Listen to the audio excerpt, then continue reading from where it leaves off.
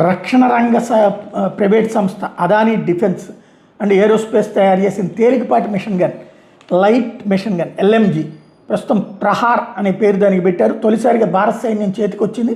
Make in India కార్యక్రమంలో భాగంగా దేశీయంగా ఈ గన్లను తయారు చేశారు.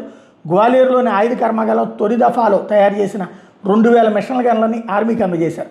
శనివారం గ్వాలియర్లో జరిగిన ఈ ఆయుధాల బదిలీ కార్యక్రమం రక్షణ మంత్రిత్వ శాఖలో ఆయుధ సమీకరణ విభాగ director general Ancharani, Adani defence aerospace CEO Ashish Rajvanshi senior అధికారులు పాల్గొన్నారు.